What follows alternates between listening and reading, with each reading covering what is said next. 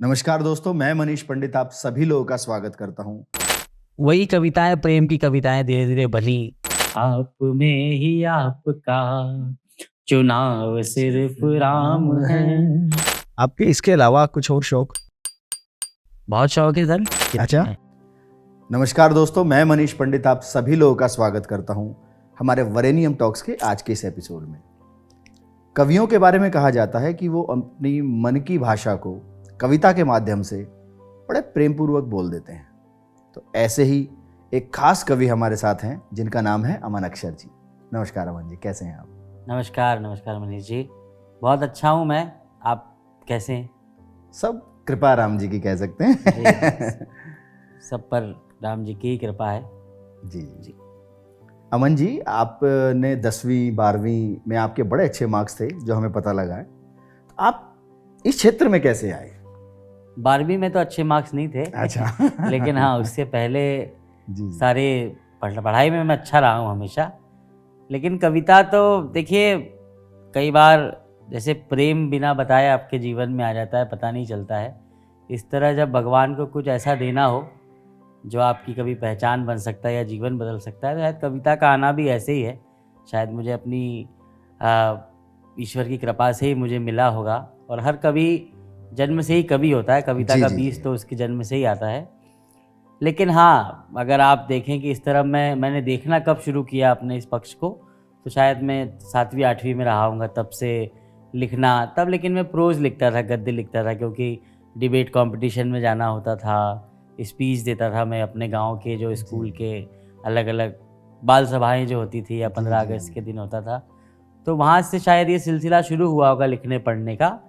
और लेकिन ये समझ में ठीक ठीक मुझे आने लगा था जब मैं 12वीं में ही था, जिसमें मेरे नंबर कम है जो हम कह रहे। तो वो 12वीं में मैं तैयारी भी कर रहा था मेडिकल एग्ज़ाम्स की, तो उसलिए भी एकेडमिक जो 12वीं का था वो कम रहा। लेकिन तब मेरा 11वीं 12वीं में मुझे ऐसा लगने लगा था कि यार कविता ही कुछ, ये वही काम मुझे दिख रहा है जो मुझे करना है। 7वीं 8वीं कक्षा से आपका रुझान शुरू हो गया था। जी जी। और 12वीं तक आते आते प्रखंड रूप में समझ आने लगा कि यार ये करना है। अच्छा।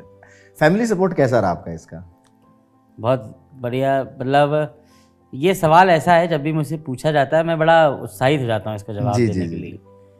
मुझसे या मैंने जो भी थोड़ी बहुत सफलता पाई है, जी जी, और जो लोग भी मुझे देखते होंगे कि यार ये थोड़े सफल हैं या अच्छा काम कर रहे हैं, तो मुझसे एक ऐसे उत्तर की उन्हें अपेक्षा होती है कि मैं कहूँगा कि नहीं, बड़ा संघर्षपूर्ण रहा, जी जी, सबका विरोध करके मैं पढ़ाई छोड़ के कविता की तरफ आया। लेकिन मेरे जीवन में ऐसा कुछ भी नहीं था। सरलता से बहुत मेरे परिवार का मैं आपको बताऊं, जब मैंने अपने परिवार को ये पहली बार बताया कि मैं कविता लिखता हूं, तो सिर्फ ये हिदायत जो हर कोई देता है कि पढ़ाई करते रहिए, इस हिदायत के अलावा मेरे कविता लिखने में, कविता पढ़ने में, यहाँ तक कि नौकरी छोड़ के कवि सम्मेलनों में आने में भी अपने आप से ज़्यादा किसी को उत्साह था तो मेरे परिवार के लोगों को। क्या बात, क्या ऐसा सपोर्ट, ऐसा सहयोग बहुत ही कम मेरे जैसे कलाकार या कला के क्षेत्र के लोग होंगे, कवि होंगे, जिनको इतना सपोर्ट मिला है जी। नहीं तो सबकी ज़िंदगी के कई बरस तो सिर्फ इसी बात में लग जाते हैं कि वो अपने परिवार को कैसे कन्विंस करें। जी, लेकिन जी। मुझे इस मामले में भगवान ने सौभाग्यशाली रखा कि मेरे परिवार का, मुझे माता पिता का और भाई बहन और जितने भी परिवार में लोग थे, संपूर्ण सहयोग रहा। मेरा विवाह तो इस काम में आने के काफ़ी दिनों बाद हुआ, प्रेम में भी मैं बाद में आया। लेकिन सहयोग, मतलब मैं कहते कहते शायद भावुक भी हो जाऊं, लेकिन वो सहयोग ऐसा होगा कि मैं किसी का कभी कर पाऊं तो मैं ऐसा ही सहयोग करूंगा जैसा मेरे परिवार ने मेरे लिए किया। और किसी के भी कलाकार के जीवन में मैं समझता हूं कि आज के तेज़ी के युग में अगर आप कोई ब्लेसिंग मांगना चाहें तो यही मांगिए कि आप जो काम करना चाहते हैं आपके आसपास के लोग वो आपको करने दें। सबसे कठिनाई यही है, और ये बदल रहा है। अब तो इतनी चीज़ें हैं, अब तो पूरी जनरेशन, नई जनरेशन के पास अगर आपको कोई कहता है वो आर्टिस्ट है तो आप उसको बड़ी सम्मान की नज़र से देखते हैं। जैसे आज आपने इस तरह के, जैसे इस तरह का पॉडकास्ट जो है ये ट्रेंड में चल रहा है इस समय, आपने कवि को बुलाया है, और मैं कौन सा, मैं तो इसी पीढ़ी का हूँ, मैं 30-32 साल मेरी उम्र है, और कवि को अगर बुलाया है इस तरह के शो में तो ये तो अच्छा है कि हर कोई इज्जत से देख रहा है। नहीं तो ये पहले के ज़माने में तो बहुत कठिन बात थी अपने आप में ये किसी को बताना कि हम कवि कवि हैं। है, तो हाँ, उसी पे संघर्षपूर्ण संदेह रहता था लोग थोड़ा करते सा थे, ना कि हाँ। भाई लोग मतलब वो दया के भाव से हमसे किसी से पूछता होगा, अच्छा कवि हैं आप, ठीक है। जी ऐसा लगता था वो सांत्वना दे रहा है। अच्छा लेकिन बट अब अभी तो थोड़ा नहीं। सैल्यूटिंग रहता है कि अरे लेकिन सर। ये चीज़ें बहुत बदली हैं और जी जी बड़ी अच्छी बात है। तो अच्छी दुनिया है अब तो बहुत खुल चुका है सब कुछ। आपके करियर में ना लखनऊ और इंदौर की बड़ी भूमिका रही लगता है, जी जी। तो उसका थोड़ा बताइए। देखिए इंदौर तो ऐसा था कि इंदौर मेरा चुनाव ऐसे था कि मेरा जो गांव है जी खंडवा ज़िले में मूंदी, जी जी उससे नज़दीक कोई बड़ा शहर या महानगर है अब तो, वो इंदौर था। जी तो वहाँ जाना हमारे गांव के थोड़े पढ़ने लिखने जाने वाले लोगों के लिए सबसे स्वाभाविक चयन यही होता है अच्छा कि वो इंदौर जाकर इंदौर पढ़ाई जाकर करें। है। तो जब मेरी स्कूलिंग पूरी हो गई, मुझे तैयारी करनी थी, तो हमारे लिए सबसे जो पास में था वो इंदौर शहर था। या तो मैं कोटा जाता तैयारी करने के लिए, लेकिन तब हमारा इंदौर भी कोटा की तर्ज पर बड़ा ग्रो कोटा कर तो रहा था। अभी बहुत अब तो एजुकेशनल हब हो गया है पूरा ना? हाँ, इंदौर भी एजुकेशन हब हो गया। कोटा की जितनी कोचिंग से अब आ गई है इंदौर जी, में, जी, जी। लेकिन वह हमारे लिए बहुत आसान था इंदौर जाना। तो इंदौर में गया, अपनी 11वीं और 12वीं की पढ़ाई मैंने वहीं से की, तैयारी वहीं से की। और उसके बाद 2 साल इंदौर रहने के बाद, बल्कि 3 साल, एक ड्रॉप का साल भी था, इंदौर रहने के बाद ये 3 साल रहे। वो 3 साल मुझे ऐसा लगता है कि मैं उस शहर को तब तो नहीं समझ पाया था उतना अच्छा, जी जी जैसे हम किसी शहर को समझते हैं। जैसे मैंने आपसे भी पूछा था पीछे बैक स्टेज, ऑफ कैमरा मैंने आपसे पूछा था कि दिल्ली कैसा लगता है आपको, आप खुद सोनीपत से हैं। जी जी क्योंकि हम कोई शहर हमको कैसे भाता है, कैसे उसमें रास्ते बसते बहुत समय लेता है ना। समय तो वो उन 3 सालों में तो इंदौर को उतना मैं समझा नहीं, बड़ा अच्छा लगा, पढ़ते लिखते थे तो चलता था। लेकिन जब मैं लखनऊ गया तो फिर वही बात आएगी कि लखनऊ तो ज़िंदगी बदलने वाला शहर रहा मेरे लिए। क्या बात। और कोई किस तरह का भी काम करता हो, अगर किसी शहर की संस्कृति किसी को देखनी हो, भारतीयता की संस्कृति देखनी हो, तो उसे लखनऊ एक बार ज़रूर अनुभव करना चाहिए। तो लखनऊ मैं गया था इंजीनियरिंग करने के लिए। मैंने MIT यूनिवर्सिटी से पढ़ाई की है। जी जी और लखनऊ जाने के बाद ये जो कविता वाली जो मन में बात विचार बनता था, मुझे ऐसा लगता था कि मेरे लिए वो शहर भी ईश्वर ने चुना। क्या बात। क्योंकि इंजीनियरिंग तो मैं कहीं से भी कर सकता कर था, लेता, हाँ। लेकिन कविता इतनी बेहतर सीख मैं कहीं और शहर में नहीं सीखता। जो शायरी का जो कविता का जो माहौल लखनऊ में था, तो मुझे ऐसा लगा कई बार, तो अब ये लगता है कि यार मुझे कविता सीखने के लिए ही लखनऊ मुझे भेजा होगा मेरी किस्मत ने। वो कहा जाता है ना कि लखनऊ नवाबों का शहर है, तो उनको वो बड़ी शायरियां बड़ी पसंद थी। रोचक बात है कि MIT के नोएडा कैंपस में भी मैं आ सकता था। मेरा एडमिशन यहाँ भी एलिजिबल था और लखनऊ भी, और मैं लखनऊ चला गया। बल्कि नोएडा तो मैं पहले आ चुका था घूमने, लखनऊ तो मैं कभी भी नहीं गया था। लेकिन लखनऊ किस्मत ले गई और लखनऊ ने मुझे बहुत कुछ दिया। आप एक बात, जैसे दूसरे लोग मुझे कहते हैं तो मुझे समझ आता है कि मैं जिस जगह से आता हूँ वहाँ पर इंदौर, भोपाल, वहाँ के उच्चारण में बहुत अलग अलग तरह का अपना अलहदा उनका अंदाज होता है वहाँ के। लेकिन वो सामान्य तौर पर हमारे इंदौर के लोगों को तो नहीं लगता है कि वो उसमें कोई व्याकरणीय या उच्चारण का दोष है। लेकिन पर सामने वाले को लखनऊ जाते थे, जब मैं लखनऊ गया तो वहाँ मुझे लगता था यार मैं शायद थोड़ा कम पढ़ा लिखा लग रहा हूँ यहाँ पर। लेकिन लखनऊ ने मेरी भाषा को अच्छा करने में, मेरे उच्चारण को अच्छा करने में, मेरी कविता को, मेरी पढ़ने लिखने की समझ को बढ़ाने में, और लोगों से कैसे मिला जाता है, कैसे रहा जाता है, ये सब कुछ लखनऊ का दिया हुआ है, उस मिट्टी का दिया हुआ है, और जिसके लिए मैं ज़िंदगी भर उसका ऋणी रहूँगा। और जितना मैं कहीं और शहर जाता हूँ उससे अधिक ही लखनऊ जाता हूँ अब भी, कभी सम्मेलनों के लिए, शायरी के लिए। तो बहुत बड़ा और गहरा नाता मेरा लखनऊ से है। कई सारे लोग आज भी वहाँ पर हैं। अब तो वो अपने अपने कामों के बहुत बड़े लोग हो गए। कई सारे लोग हैं शायरी के, कविता के, स्टोरी टेलिंग के, जो मेरे आज बिल्कुल पारिवारिक लोग हैं। और आज भी मेरा लखनऊ से जुड़ाव वही है। जी। और उसके बाद जब लखनऊ के बाद फिर इंदौर जब मैं आया 2016 में, 15-16 में वापस आया, फिर मैंने इंदौर को समझना शुरू किया। और ये मैं कह सकता हूँ कि इंदौर दुनिया का सबसे अच्छा शहर है। सबसे स्वच्छ शहर तो है ही भारत का, वो तो मिला हुआ है। लेकिन सबसे स्वस्थ मानसिकता के लोग, स्वच्छ मानसिकता के लोग, बिल्कुल एकदम निश्चल लोग रहते हैं हमारे शहर में। और बड़ा ही प्यारा और छोटा सा शहर है। बड़े शहर की सुविधाएं हैं वहाँ पर, लेकिन बड़े शहर की महंगाई नहीं है। बड़े शहर की जो कमियाँ होती है वो हमारे शहर में अभी तक नहीं आई है। तो इंदौर अब मेरा ठिकाना भी वही है, काम भी मैं वहीं से करता हूँ, परिवार वहीं है, क्या नया घर भी वहाँ बनने जा रहा है हम लोगों का। तो ये 2 शहर हैं जिसने शहर हमारी ज़िंदगी में बहुत बड़ा रोल प्ले करते हैं। जी जी किस जगह की क्या संस्कृति है वो हमें बनाने में बड़ा अहम भूमिका निभाती है। कुछ चीज़ें कि माहौल सिखाता है। बिल्कुल माहौल सिखाता है, बिल्कुल आपने बिल्कुल सही बात कही। तो लखनऊ मेरे अंदर समझ लीजिए 70% है और 30% मेरा गांव और इंदौर है। क्या बात। तो पूरी तरबियत जो है वो इन्हीं शहरों की हुई। मेरे गांव से तो नाता रहेगा ही, गांव तो समझ लीजिए हमारा मूल तो गांव ही है जहाँ से हम जी, रहे। जी। अच्छा, अमन दलाल से जी अमन अक्षर बनने की स्टोरी बता दीजिए जरा। हाँ, वो तो वैसे सबको पता है। अमन अक्षर जितने लोग अगर मुझे सुनते होंगे जी जी या ये इंटरव्यू भी सुनना चाह रहे होंगे तो वो हाँ। जानते होंगे कि मेरे अमन दलाल तो मेरा जो जातिगत उपनाम सरनेम जो होता है वो है। मैंने पहली बार एक कार्यक्रम इंदौर में करवाया था, गीत महोत्सव। मैं जब कवि सम्मेलनों में आया तो मैं एक सपना देखता था कि मैं एक बहुत बड़ा कार्यक्रम कराऊंगा जिसमें बड़े बड़े कवियों को क्या बात बुलाऊंगा, गीतकारों को बुलाऊंगा। तो इंदौर में एक तरह से मेरा वो डेब्यू कार्यक्रम था, मेरा पदार्पण एक तरह से इंदौर में हो रहा था। और उसमें उस कार्यक्रम के संचालन के लिए जिनको बुलाने का मैंने सपना देखा था, जिनको सुनकर कवि सम्मेलन में आने की प्रेरणा मुझे मिली, डॉक्टर कुमार विश्वास, उन्हें बुलाने का सपना 16 जनवरी को पूरा हुआ 2016 में। मैंने कार्यक्रम वहाँ पर आयोजित किया जिसमें कुमार विश्वास जी का संचालन था। और एक दिन पहले कुछ ऐसी बातें हुई थी कि सर ने कहा था कि तुम कवियों जैसा थोड़ा नाम नहीं लगता है तुम्हारा, कुछ ठीक ठाक नाम रख लो। तो मैंने उनसे ही कहा था कि सर आप ही बता दीजिए। जी जी। तो सर का ये बड़प्पन है। देखिए मैंने तो एक दिन पहले जो बातचीत है मैंने ये सोचा था कि बड़े लोग हैं, अब भूल जाएंगे ये कह के कि दे देंगे नाम आपको। लेकिन अगले दिन मुझे जब पहली बार मंच पर कविता पढ़ने के लिए उन्होंने उस दिन बुलाया कवि सम्मेलन में, तो मेरे इसी नए नाम अमन अक्षर से बुलाया। और वो इतना अच्छा नाम भी इतना अच्छा था। और मेरे लिए तो जिन्होंने दिया था मैं तो उनको मैं जितना आइडियलाइज करता हूँ, जितना मानता हूँ उनको, क्योंकि उन्हीं के कारण मैं इस दुनिया में हूँ कवि सम्मेलनों की। जी जी। तो मैंने वो अमन अक्षर नाम को हमेशा अपने साथ लगा कर रखा हुआ है।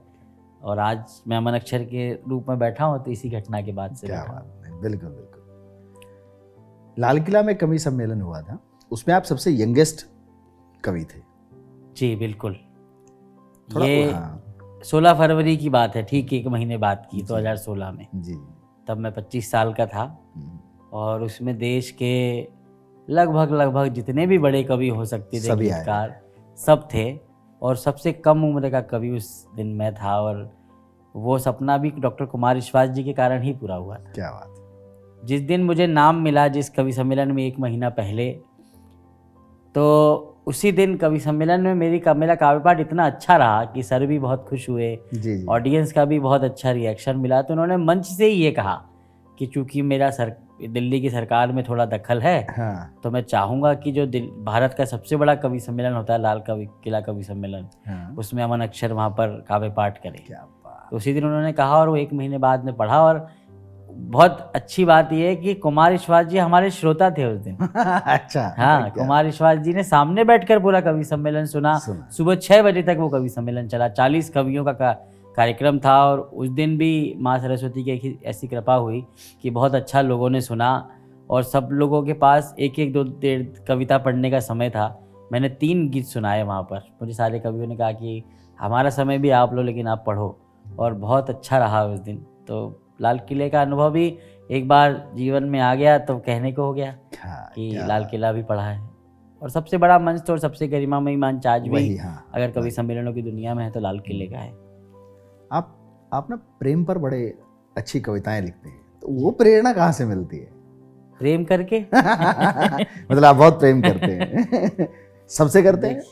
सबसे करते हैं, लेकिन ये भी बात झूठ होगी कि अगर प्रेम कविताएं लिखना कोई शुरू करता है, सबके प्रेम में तो नहीं लिखना शुरू करता है। कोई तो विषय चाहिए। नहीं, कोई विषय चाहिए। देखिए, वो हर यात्रा निजी प्रेम से शुरू होकर एक बड़े प्रेम की तरफ बढ़ती है। हम पहली बार तो जैसे जिस प्रेम की या प्रणय की हम बात कर रहे हैं, प्रेम तो देखिए जन्म से ही हमारी माँ से हमको जो वात्सल्य वाला प्रेम मिलता है, परिवार से मिलता है। लेकिन कविताएं, जो प्रेम कविताएं हैं, जब हम एक अलग तरह के प्रेम का अनुभव करते हैं, जब किसी एक व्यक्ति, जैसे कोई एक लड़की है जिसका नाम तो क्या लें, लेकिन जब पहली बार जिनके प्रेम में मैं था उनसे जब मेरा परिचय हुआ और जब एक अलग तरह के प्रेम की भावनाएं मन में आई तो कविताओं की दिशा थोड़ी थोड़ी बदलने लगी। प्रेम गीत जिस तरह के मैंने लिखे उस तरह की कविताएं पहले मैं लिखता नहीं था। जी जी। पहले मैं माँ पर कविता लिख ली, कोई ऐसे कुछ अलग अलग विषयों की जो मन में आ गया। लेकिन जब पहली बार जीवन में प्रेम घटित हुआ या कोई चेहरा पसंद आया या ठहर गया दिमाग में, उसके बाद उन कविताओं ने थोड़ा गुलाबी रंग पकड़ना शुरू किया। क्या बात। और वही कविताएं, प्रेम की कविताएं धीरे धीरे बनी। लेकिन मेरी कविताएं देख के कोई ये कहेगा कि प्रेम के लिए लिखी थी, तो वो प्रेम का बड़ा ही सैड वाला पार्ट है कि कविताओं में प्रेम सफल नहीं हुआ। पहला प्रेम, जो पहली बार प्रेम हुआ वो सफल नहीं हुआ, तो कविताओं में दुख ज़्यादा है। मतलब शुरुआती प्रेम गीतों में दुख बहुत ज़्यादा है और लेकिन नकारात्मकता नहीं है। और उसी तरह के प्रेम गीत मैंने शुरुआत से अपने भाव की अभिव्यक्ति है, हाँ, पर उसमें नकारात्मकता नहीं है। नकारात्मकता नहीं है। और मैं एक बात कहना चाहूँगा, जैसे एक अभी फिल्म आई थी एनिमल, वो मुझे कई मायनों में इसलिए भी अच्छी नहीं लगी क्योंकि मैं मूल रूप से जो मेरी विचारधारा है, मैंने अपने जितने भी प्रेम गीत लिखे मैंने कभी भी अपने प्रेमी को उसमें कोसा नहीं, कभी गाली नहीं दी। वो आपने वो नहीं किया, हाँ। ठुकरा के मेरा प्यार। देखिए क्या होता है, मैं बहुत एक बात अगर शायद आपको ठीक लगे, कोई घाव अगर है तो उसमें आप दवा लगाइए, उसे छेड़िए मत। छेड़ने के बाद वो घाव आपका खराब हो जाएगा और एक दाग छोड़ के जाएगा, नासूर बन जाएगा।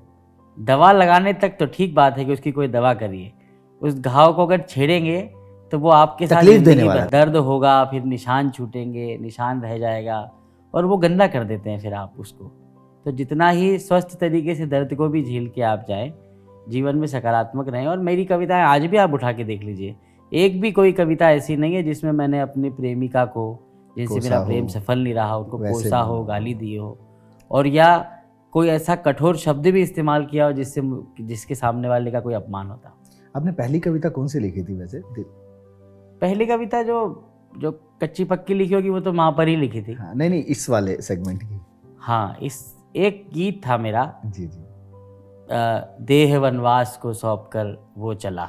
अच्छा। बहुत एकदम नए नए बड़े बड़े कवियों को पढ़ते थे तो वैसी ही भाषा थी उस समय। हाँ। कि कठिन कठिन शब्द प्रयोग करके लिखना है, भारी भरकम शब्द। लेकिन ये गीत बहुत सुना गया उस समय जब मैं लिखता था, जब प्रेम कविताएं। तो पहली जो गीत मैंने प्रेम का लिखा वो ऐसा था गीत, देह वनवास को सौंप कर वो चला, चित्त घर की दिशा शेष जाने किधर। इसमें मैंने ना राम जी को शुरू से आइडियलाइज करता था, तो मैंने उनका परिप्रेक्ष्य में अपने आप को रख कर देखा था कि देह वनवास की ओर जाने को है, क्योंकि प्रेम अब सफल हुआ नहीं है, कि देह वनवास को सौंप कर वो चला, चित्त घर चला गया क्योंकि घर की चिंताएं थी, लेकिन बाकी पता नहीं बहुत सी चीज़ें जीवन की थी वो पता नहीं कहाँ गुम हो गई। जी जी। घर की चिंता थी तो कोई गलत कदम नहीं उठाया प्रेम के असफल होने के बाद, लेकिन ऐसा लगा कि चलिए अब ऐसे ही वनवास भोगना है, कि एक लंबी यात्रा जीनी है। तो ये गीत था पहला, बहुत जगह सुना भी गया। उसमें एक बंद बड़ा मैं सुनाना चाहता हूँ अगर आप कहें तो। उसमें ये था, आज जाकर वो ऐसा लगता है कि सही लिखी थी वो बात मैंने। अच्छा। कि मंत्रणा कोई भी ना सफल हो सकी, प्रीत को तो समर में उतरना ही था, हारना प्रेम में सब अमर कर गया, जीत जाता प्रणय फिर तो मरना ही था, जीत जाता प्रणय फिर तो मरना ही था। हार गए तो इतने आगे तक आ गए, अगर प्रेम सफल हो जाता तो शायद जिंदगी वहीं की वहीं बंदी रहती, ब्रेक लग जाता। सही बात। अच्छा, आपके जो गीत हैं उन गीतों को बड़ी खूबसूरती है उन गीतों की, कि उनको लोग भजन के माध्यम से भी देखते हैं। जैसे आपका राम जी पर आपने एक बड़ा प्यारा सा वो लिखा था, गीत लिखा था, उसको लोग भजन समझते हैं, तो उसके विषय में थोड़ा सा बताइए। ये जैसे प्रेम कविताओं की बात हुई, थोड़ा एडजस्ट हो जाओ ना, कर जाए प्लीज। हाँ ठीक। जब प्रेम गीत लिखने के बाद जब मैंने राम जी पर पहली बार जब मैंने कविता लिखी, ये जो सारा जग है प्रेरणा प्रभाव सिर्फ राम राम है। उस समय जब ये मैंने गीत जब लिखा और जब पहली बार सुनाया, तब जी। मुझे ये लगता था कि ये गीत लोग सुनेंगे, पता नहीं क्यों, लेकिन मुझे लगता था कि ये गीत सफल होगा। लेकिन ये इस कदर सफल हुआ, इतना वायरल हुआ सोशल मीडिया पर। जी जी। उस समय जियो का इंटरनेट नया नया आया था और खूब सोशल मीडिया के कंटेंट वायरल हो रहे थे। तो ये खूब वायरल हुआ ये गीत, और इतना वायरल हुआ कि मुझ तक कई तरह की प्रक्रियाएं आई, बड़े बड़े राजनेताओं से लेके बड़े बड़े लोगों तक, प्रधानमंत्री जी तक की भी प्रतिक्रिया मुझे किसी के माध्यम से मिली थी कि प्रधानमंत्री तक भी ये गीत पहुंचा है। मैं आज तक उनसे मिलने का मुझे सौभाग्य तो नहीं मिला, लेकिन बड़े बड़े संघ के भी बड़े लोगों का, राजनीति के, फिल्म के लोगों तक का। तो जब ये आया, लेकिन इसी बीच में मुझे कुछ फ़ोन आने लगे। जी। जब पहली बार जो आप कह रहे हैं ना कि लोगों ने इसे कैसे, किस तरह से लिया है, कैसे स्वीकार किया है, तो मुझे लोग फ़ोन करते थे कवि सम्मेलनों के लिए। तो कुछ उसमें बीच में फ़ोन आए, बोले सर आपको हम बुलाना चाहते हैं, आपकी भजन संध्या कराना चाहते हैं। तो मैंने कहा भजन संध्या? मैंने कहा आपने गलत तो नहीं फ़ोन लगाया आपने? जी जी जी जी। तो बोले नहीं नहीं, वो जो आप राम जी पर गीत पढ़ रहे हैं।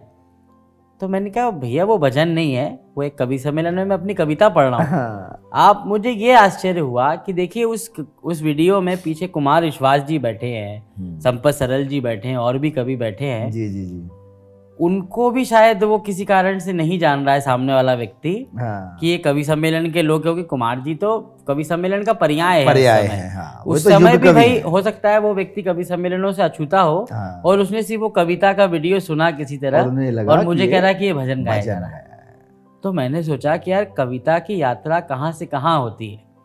मतलब आपको, मुझे उस समय तो थोड़ा अचरज हुआ कि यार ये भजन गायक बना रहा है, लेकिन मैंने उसको गहरे सोचा, और आप भी इस बात से सहमत करेंगे कि यार अगर आपकी कविता को, जो आपने कवि सम्मेलनों के लिए और कविता के लिए लिखी है, उसको कोई भजन मानकर अगर सुन रहा है, तो इससे बड़ा आशीर्वाद आपको क्या चाहिए? उत्कृष्टता है ये, उसकी बहुत अच्छी। ये तो फिर ईश्वर की कृपा है कि भाई जैसे कोई भोजन घर बनता है तो वो सिर्फ भोजन होता है, लेकिन मंदिर में बने तो वो प्रसाद हो जाता है। जी। तो कई विषय ऐसे होते हैं कि वो लोगों ने इस तरह स्वीकार किया कि भजन समझने लगे। उसकी एक पंक्ति हम जरूर सुनना चाहेंगे। मैं सुनाता हूँ। सारा जग है प्रेरणा, प्रभाव सिर्फ राम है, भाव सूचियाँ बहुत हैं, भाव सिर्फ राम है। क्या बात। कामनाए त्याग पुण्य काम की तलाश में, तीर्थ खुद भटक रहे थे धाम की तलाश में, ना तो दाम ना किसी नाम की तलाश में, राम बन गए थे अपने राम की तलाश में। क्या बात है। आप में ही आपका चुनाव सिर्फ राम है, भाव सूचियाँ बहुत हैं, भाव सिर्फ राम है। क्या बात है सर, क्या बात है। क्या यही गीत है जिसके बारे में आप भी पूछ रहे थे। हमें सबसे ज्यादा पसंद आपकी ये जो भजन ही कहूँ, अब मैं भी इसे भजन कहने वाला हूँ, क्योंकि मैंने भी इसको कहीं ना कहीं उसी दृष्टि से देखा था। जब सुना था तो बहुत ही सुंदर इसके वाक्य लिखे गए, और बहुत अच्छा गाया आपने। आपने रामयुग सीरीज में के लिए कुछ अपना योगदान दिया है, उसके विषय में थोड़ा सा बताइए। ये मुझे जब ये गीत वायरल हो रहा था, तब मेरे पास पहली बार फ़ोन आया था नरेंद्र कोहली जी, स्वर्गीय नरेंद्र कोहली जी हिंदी के सबसे बड़े लेखकों में से एक हैं, जिन्होंने रामायण पर और महाभारत पर महाकाव्यात्मक उपन्यास लिखे हैं बड़े बड़े, और बहुत प्रसिद्ध लेखक है जो हिंदी पढ़ते लिखते हैं। जी। उनका फ़ोन आया, दरअसल उनकी धर्मपत्नी जी का फ़ोन आया। तो उनने कहा कि अमन अक्षर बोल रहे हैं ये वो। तो बोले आपका गीत हमने सुना, बहुत अच्छा। तो बोले डायरेक्टर हैं कुणाल कोहली जी। तो बोले आप जानते होंगे। तो मैंने कहा जानता हूँ, फना और हम तुम उन्होंने बनाई थी। तो बोले वो एक फिल्म बनाए ना, रामायण पर एक फिल्म बना रहे हैं, आप उसमें गीत लिखना चाहेंगे? तो मेरे मुंह से एकदम अनायास निकला कि क्यों नहीं चाहूँगा। किसी फिल्म के लिए किसी कवि को अगर फिल्म ऑफर हो रही थी एक तरह से उस समय मुझे, तो मैंने कहा बिल्कुल चाहूँगा। फिर उन्होंने मुझे परिचय दिया कि मैं नरेंद्र कोहली जी की धर्मपत्नी बोल रही हूँ। अच्छा। तो मैंने कहा कि मैंने आपके हाथों से खाना खाया है, मैं आपके घर भी आया हूँ द्वारका में, दिल्ली में। जी जी जी। मैं नरेंद्र कोहली जी को बहुत आइडलाइज करता रहा हूँ। अच्छा अच्छा। और वो फ़ोन मेरे लिए बहुत बड़ी बात थी कि यार उनका खुद फ़ोन आया। तो उनसे मेरी बात हुई तो उन्होंने कहा कि आपको कुणाल कोहली जी का फ़ोन आएगा, वो एक फ़िल्म के बारे में आपसे चर्चा करेंगे, तो आप कीजिएगा। तो कुणाल कोहली जी का फिर फ़ोन आया, उन्होंने कहा कि रामयुग नाम से ऐसा ऐसा हम प्रोजेक्ट कर रहे हैं, ये फ़िल्म बननी थी। तो फिर उसके 1 महीने बाद मैं मुंबई गया, मैंने पूरी उनकी स्क्रिप्ट जो भी वो लोग चाहते थे, मैंने उसके लिए 8 गीत लिखे अच्छा। उस फिल्म के लिए, जी। जिसमें सौभाग्य से मेरे गीतों को अमिताभ बच्चन जी ने गाया, सोनू निगम जी ने गाया, स्वर्गीय उस्ताद राशिद अली खान साहब जो नहीं रहे अब, जी जी जी। उन्होंने गाया, श्रेया जी ने उसका एक गीत गाया, लेकिन वो श्रेया जी वाला गीत तो शायद रिलीज़ ही नहीं हुआ बाद नहीं में। होगा। और फिर बड़ी मेहनत से उन्होंने, म्यूज़िक तो बहुत अच्छा पंडित राहुल शर्मा जी का म्यूज़िक था, जी जी। और लिरिक्स भी मुझे लगता है कि मैंने ठीक ठीक लिख दिए थे और सबको अच्छे भी लगे। तब हमने वो पूरी 7-8 महीने तक मैं मुंबई रहा और पूरा काम किया, लेकिन फिर कोविड आ गया। तो कोविड में हमारे साथ समय बड़ा, वो फिल्म की रिलीज़ बहुत लेट हो गई, लेकिन होते होते फिर वो MX प्लेयर पर एक वेब सीरीज़ के रूप में रिलीज़ हुई, और उसमें म्यूज़िक भी उस तरह से रिलीज़ नहीं हो पाया जैसे होना था। बाद में तो उस वेब सीरीज़ की तो खूब आलोचनाएं हुई, लेकिन मुझे ये ठीक संतोष था कि उन सब आलोचनाओं के बीच में लोगों ने ये लिखा कि लिरिक्स और गान संगीत वो ठीक थे। अच्छा, ये हमारा वाला था, पार्ट हाँ, ठीक था। अच्छा था। वैसे तो वो सफल होती तो मुझे और अच्छा लगता, हाँ। क्योंकि मैंने पूरी फिल्म तो देखी नहीं थी। वेब सीरीज़ जब आई तो खूब इंटरनेट पर उसकी ट्रोलिंग जी हुई, जी जी। लेकिन बहुत लोगों ने कहा कि संगीत और लिरिक्स इसके अच्छे हैं। तो ऐसे ही सौभाग्य जुड़ा था ये। जैसे स्क्रिप्ट राइटिंग होती है, स्क्रिप्ट राइटिंग में और कविता लिखने में या कोई गाना लिखने में, उसमें से ज़्यादा संघर्ष किस में रहता है? मतलब ज़्यादा पावरफुल चीज़ आपको क्या लगती है? क्या कि उसमें बड़ा जान लगानी पड़ती है? हर किसी का कंफर्ट जोन होता है। देखिए, प्रोज और पोइट्री दोनों काम तो एक ही हैं, काम एक ही हैं, बस क्या है कि आपका थॉट प्रोसेस कैसा है। जी। जैसे मैं किस तरह सोचता हूँ, जैसे मैं कविता की दुनिया में हूँ तो मेरे दिमाग में हर समय ये चलता रहता है हाँ। कि कोई सी बात को मैं कहूँगा तो कविता के रूप में कैसे कह सकता हूँ। लेकिन अगर आप एक डायलॉग राइटर है, स्क्रिप्ट राइटर हैं, तो आप अपने हर सेंटेंस को ऐसे बोलेंगे जैसे वो किसी फिल्म का डायलॉग। अभिव्यक्ति का बस वही कंफर्ट जोन कि जैसे एक कोई फिल्म राइटर से आप बात करिए जो इसके डायलॉग लिखता हो, तो उसके हर सेंटेंस में आप सुनेंगे यार ये कोई संवाद बोल रहा है, क्योंकि उसको वो रच बस जाता है। तो हम अपना लिखना, दोनों एक ही तरह का काम है, दोनों एक ही तरह के काम हैं, बस आप अपनी विधा चुनते हैं कि कविता लिखते हैं कि गद्य लिखते हैं। हाँ। गद्य में भी आप फिक्शन लिखते हैं कि नॉन फिक्शन लिखते हैं। बस ये कह सकते हैं कि कविता में थोड़े छंद शास्त्र, जो कविता का छंद शास्त्र, जो ग्रामर है, जी जी जी। वो थोड़ी अलग है। मतलब वो कठिन भी है और अलग भी है। कई लोग मतलब, और जो गद्य का छंद शास्त्र तो नहीं होता है, लेकिन गद्य के अपने नियम होते हैं, उसका लय, उसका प्रभाव, उसके जो संबंध होते हैं अलग अलग कथ्यों में। जी। तो दोनों चीज़ें जो है, और फिल्म की स्क्रिप्ट, खासकर फिल्म की स्क्रिप्ट, तो मुझे ऐसा लगता है कि अच्छा स्क्रिप्ट राइटर वही है जो दर्शकों को दिमाग में रखकर स्क्रिप्ट लिखता है। आप अपना ज्ञान देने के लिए स्क्रिप्ट लिख रहे हैं तो वो फिल्म नहीं है। लोगों को पसंद भी तो आनी चाहिए ना, है। उसके वाक्य लोगों को आप अपनी बात कही है, लेकिन उसको ऐसा कि आप किसी को दिखाना चाहते हैं। जैसे एक घर होता है, एक कमरा हम ऐसा सजाते हैं जो हमारे रहने के लिए सस्ता है, हाँ। और एक कमरा हम ऐसा सजाते हैं जहाँ पर हमको लोगों को बैठाना होता है, और जिसमें हम लोगों को बैठाना चाहते हैं उस कमरे पे हम ज़्यादा ध्यान देते हैं, बिल्कुल करीने से सजाते हैं, हर रंग का ख्याल रखते हैं, लोगों के बैठने का ख्याल रखते हैं। तो स्क्रिप्ट फिल्म की उसी तरह से है। कविताएं तो खुद के आनंद के लिए भी लिखी जाती हैं। मैं सौभाग्यशाली हूँ कि मैं कवि सम्मेलनों का हिस्सा हूँ, तो मैं इस तरह से भी कविताएं लिखता हूँ कि मेरे सामने जो हज़ारों ऑडियंस बैठी है, श्रोता बैठे हैं, उनकी तालियां मिलेगी कि नहीं, उनकी प्रशंसा मिलेगी कि नहीं।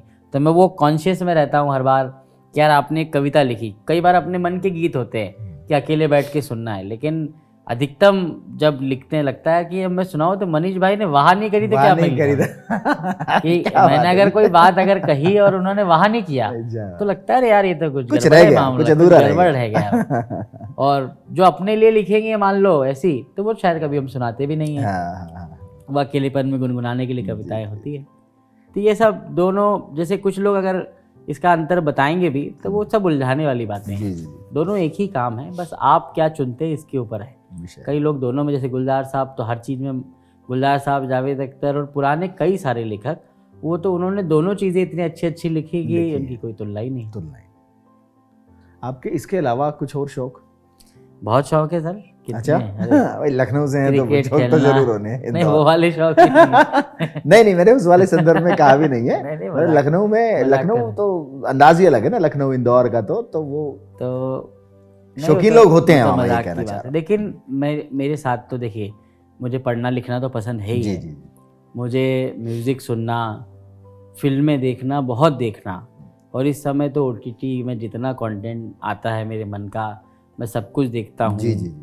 है ना, क्रिकेट खेलना, क्रिकेट देखना और घूमना फिरना तो खैर मेरे काम का ही हिस्सा है। कभी सम्मेलनों में जाते हैं तो जी। घूमते फिरते रहते हैं। ये सब मेरे बिल्कुल नियमित शौक हैं, बिल्कुल हम करते ये काम करना। अगर मैं कभी सम्मेलन नहीं कर रहा होता हूँ तो इनमें से ही कोई काम कर रहा होता हूँ। घर वालों के साथ घूमना फिरना, घर में रहना और फिल्में देखना, बस यही सब है चीज़ें। और मुझे लगता है कि इतने ही शौक हैं, पूरे कर लें तब बहुत है। ये जो आपकी जर्नी रही है यहाँ तक की, आज तक की, आप उससे कितना संतुष्ट हैं?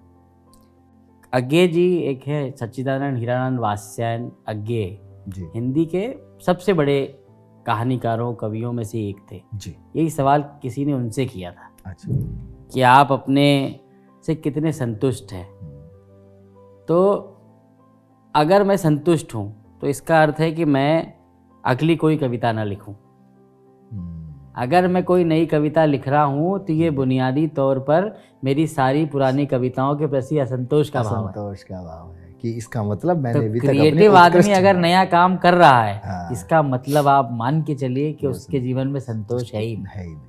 तो उसको फिर कोई नई संतुष्टि- प्रेरणा हाँ। के साथ कुछ नया चीज लिखना है। तो मैं इसको काम के नज़रिए से देखें तो कि क्या सफलता, धन, नाम, ये सब तो मुझे लगता है कि मैं बहुत भाग्यशाली हूँ कि 4-5-6 वर्षों की यात्रा में जितना ईश्वर ने मुझे दिया है, बहुत कम लोग भाग्यशाली ऐसे होते हैं। और कविता लेखन और पढ़ने की दृष्टि से वही जवाब है जो मैंने आपको अभी दिया, क्या बात। कि वो असंतोष तो मैं चाहता हूँ कि जीवन भर बना रहे, ताकि इधर की दुनिया बड़ी होती रहे। जैसा कि अभी हमने जब बात शुरू की थी तो उसमें निकल के आया था जो आपने बताया हमें कि भाई उस कविताओं का थोड़ा प्रारूप बदल गया है, कवियों को लेके समाज की थोड़ी मानसिकता भी बदल गई है, दृष्टिकोण भी बदल गया है, और अब स्टेज भी वैसे नहीं रह गए हैं, थोड़ा लेवलाइज हो गया, बड़े लेवल पे बात हो गई है, और लोगों को सोशल मीडिया के माध्यम से थोड़ा लोग जल्दी भी जान पाते हैं। तो वो क्या डिफरेंस आपको नजर आता है? देखिए, हम जब मैं कवि सम्मेलनों में आया, जब मैंने पहला कवि सम्मेलन जो सुना था जी। श्रोता के तौर पर, और एक पहला कवि सम्मेलन जो मैंने खुद पढ़ा, जमीन आसमान का अंतर था। मतलब आप विश्वास कीजिएगा कि आज का कवि सम्मेलन, आज भी मेलों के और गांवों में कवि सम्मेलन वैसे चौपालों के होते हैं, लेकिन आज के कवि सम्मेलन किसी भी बड़े कॉन्सर्ट से कम नहीं है। बिल्कुल बिल्कुल। आज भी जितने बड़े बड़े आयोजन होते हैं उसमें लाखों लोग आते हैं, हज़ारों लोग सुनने आते हैं, वही साउंड, वही पूरा वाइब क्रिएट करते हैं जो आज का जेन ज़ी वर्ड है, वाइब क्रिएट करना। पूरी एक कंसर्ट की वाइब होती है करने के लिए। बड़े बड़े कॉरपोरेट के लोग कवि सम्मेलन कराने लगे हैं। तो कवि सम्मेलनों की दुनिया जो है, और कवि सम्मेलन की ताकत है उसकी ऑडियंस। कवि सम्मेलनों के बाद इतनी जनता है सुनने वाली, कोई माने ना माने, लोगों को लगता है कवि सम्मेलन तो पुराने ज़माने की बात हो गई। आप इंस्टाग्राम चेक करिए, शायरी और कविताओं की रील्स पर मिलियंस में व्यूज़ हैं। भरा पड़ा है। मैं अगर आज आपके पास बैठा हूँ तो इसमें सोशल मीडिया का ही हाथ है। सोशल मीडिया का ही। नहीं तो मुझे क्यों बुलाने लगे? किसी कवि को कोई इस तरह के फिल्म मेकिंग के पॉडकास्ट और इस तरह की कॉर्पोरेट दुनिया के लोग इसी से तो जान पाए, नहीं तो मेरा और आपका कोई कनेक्शन ही नहीं बनता। तो अब तो दुनिया बहुत बदल गई है। जो नए लिखने वाले अगर आना भी चाहते हैं तो इतनी बड़ी दुनिया है। और इसमें मैं एक नाम लेना चाहता हूँ, फिर से पॉडकास्ट में मैंने लिया भी, जो कुछ एक लोगों को श्रेय जाता है इस कवि सम्मेलन की पूरे कल्चर को बदलने में, उसमें सबसे बड़ा नाम डॉक्टर कुमार विश्वास जी का। बिल्कुल। डॉक्टर कुमार विश्वास जी ने हमारे कवि सम्मेलनों को ब्रांड बना दिया। अब हम ये कहने लगे कि हम शोज करने जाते हैं। क्या बात। कवि सम्मेलन तो कहते ही हैं, कवि सम्मेलन अब शो हो गया। हाँ, कवि सम्मेलन कहने में भी मुझे गर्व है, लेकिन जो एक आम जनता सुनती है, भाई जैसे कोई सेलिब्रिटी कहता होगा कि हम शो करके आए, तो ऐसा हम जाते हैं उसी सम्मान के साथ। हमारे लिए वही सारी जो ट्रांसपोर्टेशन से लेके हमारा एकोमोडेशन, ये सारा का सारा बहुत ही अच्छे स्तर का। और पूरे सम्मान के साथ, अच्छे संतोषजनक पैसे है, हाँ, देके, संतोषजनक है। संतोषजनक, और सब कुछ बहुत अच्छी दुनिया है। मतलब अगर कवि सम्मेलनों को लोग ये सोचते हैं कि वही पुरानी जो स्मृतियां, लोगों की छवि होगी, वैसा नहीं कि एक चौराहे पर स्टेज लगा होगा, झोला गद्दा टंगा बिछाकर होगा, झोला टंगा झोला होगा, टंगा लोग होगा बैठे ना। होंगे, या कुछ कोई हंसा रहा होगा, गा रहा होगा, लोग सुन रहे होंगे, ऐसा कुछ नहीं है। वो दुनिया भी है। गाँव के कवि सम्मेलनों भी बहुत समृद्ध हुए हैं।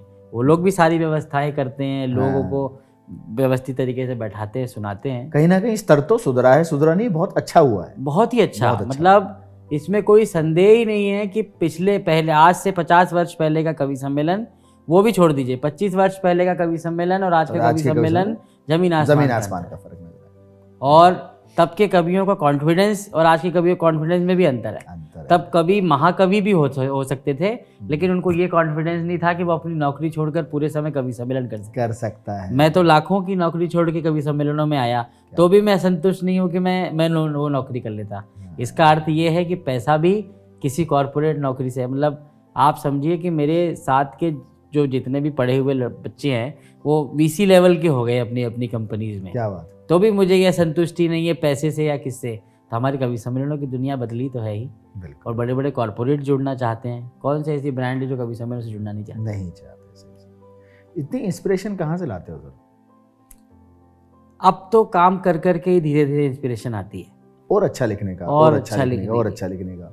वो सारा का सारा रिएक्शंस पे है। जैसे मैंने अभी क्या कहा कि मैंने कोई शेर कहा, हाँ, आपने वहां नहीं करी तो वो बात मजा नहीं आएगा। तो ये बड़ा ही म्यूचुअल काम है। जैसे आज आपने मेरा इंटरव्यू लिया, बड़ा अच्छा इंटरव्यू हमारा होगा ना, ये मुझे नया उत्साह देगा कि यार ये पॉडकास्ट अब हमको अच्छा करने के लिए अब ये करना चाहिए, अपनी बात लोगों को बतानी चाहिए कि यार हम जो काम कर रहे हैं वो काम बहुत बड़ा काम कर रहे हैं। हम 100 साल की परंपरा कवि सम्मेलनों की है, 1400 साल पुराने मुशायरों की परंपरा है, हम उसको लेकर चल रहे हैं नई दुनिया के लोग। चाहता मैं भी सॉफ्टवेयर कंपनी में आज नौकरी कर रहा होता, करोड़ों के पैकेज पे, 1 करोड़ का पैकेज तो होता ही होता मेरा, 90 लाख 1 करोड़ का पैकेज जो कि मेरे साथ वालों का है, कर रहा होता। लेकिन आज गर्व है कि मैं एक ऐसे कल्चर को लेकर जा रहा हूँ जो अब ब्रांड भी है, और कल्चरली जिनको हम किताबों में पढ़ते थे, महाकवियों को, दिनकर जी को, बच्चन जी को, महादेवी जी को, उन्हीं की परंपरा का काम मैं कर रहा हूँ, और उसी सम्मान के साथ कर रहा हूँ जितने सम्मान के साथ कोई और बाकी कला के काम होते हैं। क्या बात। और यही इंस्पायर करता है लगातार, हर दिन नया लिखने को, नया पढ़ने को। अभी अगले किस प्रोजेक्ट की तैयारी कर रहे हैं? अभी मैंने अपना सोशल मीडिया थोड़ा सा रिफॉर्म करने का मैंने सोचा है, और नए प्रोजेक्ट मेरे, कुछ प्रोजेक्ट तो फिल्म के भी हैं, 2 प्रोजेक्ट फिल्म के मैं काम कर रहा हूँ, एक OTT के लिए और फिल्म के लिरिक्स के लिए, और वो अधिकतम 2 या 3 महीने में वो बात मैं सबसे साझा करूँगा अभी सोशल मीडिया से। लेकिन एक काम मैंने और करना अभी शुरू किया है कि मैं कवि सम्मेलनों का, पिछले साल मैंने एक अपना सोलो पोएट्री टूर किया था, जैसे स्टैंड अप कॉमेडियंस का होता है, बहुत कम हमारे यहाँ होता है ऐसा। मैंने सोलो पोएट्री टूर किया कुछ कॉरपोरेट स्पॉन्सर्स को लेके, और सिर्फ मैं था उसमें, मैं कविता पाठ करता था, और मैंने बहुत सक्सेसफुली 6 शहरों में मैंने वो शो किया। पहली बार मैं एक प्रयोग करने जा रहा हूँ कि अब मैं ये सोलो टूर 10 शहरों में करूँगा, लेकिन टिकट बेच कर करूँगा। क्या बात। अभी तक हमारे कवि सम्मेलन में टिकट नहीं बेचे जाते हैं, लेकिन मेरी ये जिद है पिछले 5 वर्षों से कि मैं ऐसी स्थिति में लाना चाहता हूँ कवि सम्मेलनों को कि लोग टिकट लेकर हमारा शो देखने आए। क्या और उनको हम वो एक्सक्लूसिव कंटेंट दे भी। जैसे अभी तो हम क्या करते हैं, हमारे हर कवि सम्मेलन की वीडियोस जो है वो फेसबुक यूट्यूब पर डाल देते हैं, लेकिन अब मैं सिलेक्टिव कंटेंट डालना शुरू करूँगा।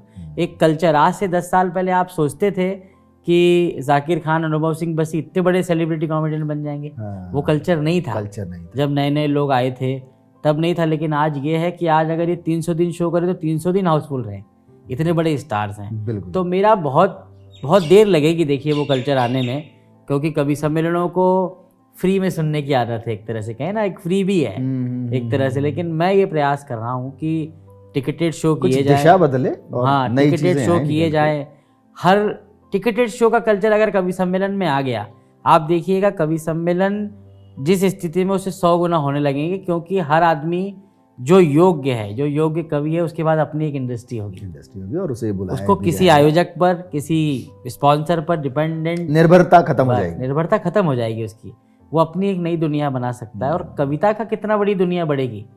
आप कोई ये सोचे कि अगर इस रास्ते पे अगर 4 कवियों ने भी अपनी ऐसी दुनिया बना ली कि जो अपने नाम पर टिकट बेचकर कवि सम्मेलन कर सकते हैं, कवि सम्मेलन की संख्या भी बढ़ेगी, कवि सम्मेलनों का नाम भी बनेगा, और नई जो पीढ़ी आने वाली है जो पैसा खर्च करके आर्ट देखना या कविता देखना सुनना पसंद करती है, तो हम कितनी बड़ी उम्र दे रहे हैं कवि सम्मेलनों को। तो ये प्रयास मेरा है। और साथ ही एक स्कूल ऑफ राइटिंग करके कंपनी है, नई शुरू हो रही है, उनके साथ मैंने अभी टाई अप किया है। उसमें हम लोग बहुत बेसिक एक कोर्स शुरू वो लोग करना चाहते हैं।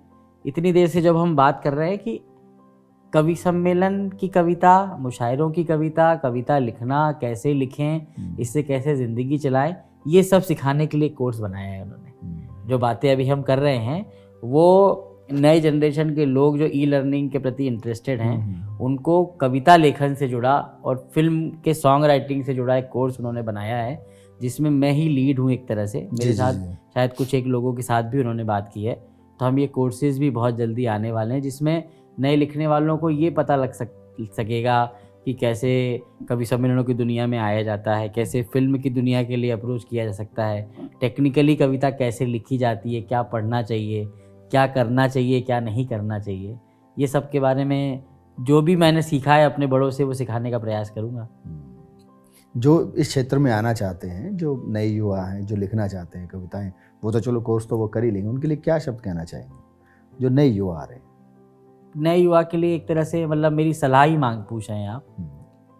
सबसे पहला तो उनको अपनी पढ़ाई बढ़ानी चाहिए, अध्ययन से शब्दकोश बड़ा होना चाहिए। हाँ, अध्ययन जितना हम करेंगे, जितना तैयारी अच्छी होगी, देखिए जितनी घर पर तैयारी अच्छी होती है पेपर उतना अच्छा जाता है। अच्छा जाता है।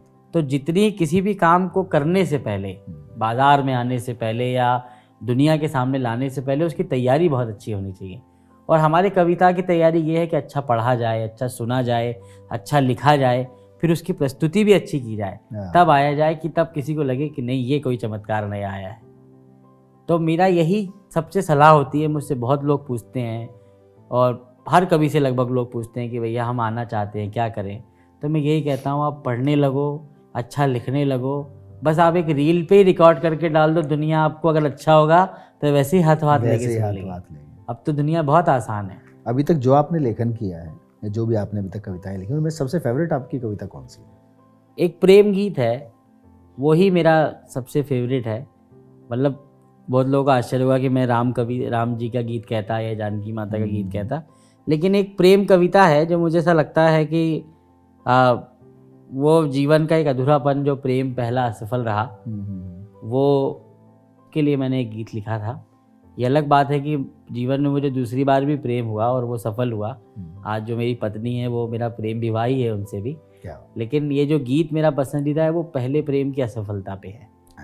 और सुनाना है मुझे सर बिल्कुल वेट कर रहे हैं। उसका एक ही बंद मैं सुनाऊंगा जी जी, और हो सकता है आपके लिए भी, आप उस तरह की कविता सुनते हो या ना सुनते हो पता नहीं। एक और नई कहानी दुनिया हम दोनों में ढूंढेगी, हम इस जीवन में भी अपना प्यार सफल ना कर पाए। एक और नई कहानी दुनिया हम दोनों में ढूंढेगी, हम इस जीवन में भी अपना प्यार सफल ना कर पाए। उसका स्टैंजा जो बंद है उसका एक बात जो शायद मैं या कोई भी हारा हुआ प्रेमी जो उसे छोड़कर चला गया उससे जो एक बात कह सकता है, मैंने इससे भावनात्मक कोई प्रेम की 4 पंक्तियाँ नहीं लिखी, वही मैं आपको सुनाता हूँ। फिर उसके बाद जैसा भी आप आगे बढ़ाएंगे या हमको कुछ जो करना है सुनिएगा। के आंसू अपने सपनों का जब शीश महल ना हो पाए, एक दूजे की खातिर दोनों फिर पागल ना हो पाए। तुम इतने प्यारे थे, तुमसे पूरी दुनिया सरल हुई, हम इतने मुश्किल थे जो तुमसे भी हल ना हो पाए। हम इतने मुश्किल थे जो तुमसे भी हल ना हो पाए। किस्मत ने हम दोनों को हर युग में ही मिलवाया है, हम अपना मिलना लेकिन हर बार सफल ना कर पाए। क्या बात। हम इस जीवन में भी अपना प्यार सफल ना कर पाए। क्या बात है सर, क्या बात है। थैंक अमन जी, अंत में आप हमारे वरेनियम टॉक्स के जो हमारे दर्शक हैं उनके लिए क्या मैसेज देना चाहेंगे? बहुत अच्छा अनुभव रहा वरेण्यम टॉक्स पे आकर, और जितना अच्छा मनीष भाई ने कंडक्ट किया और जितने प्रेम से आपने सवाल किए, आपको कवियों के पॉडकास्ट बहुत कम देखने को मिलते होंगे।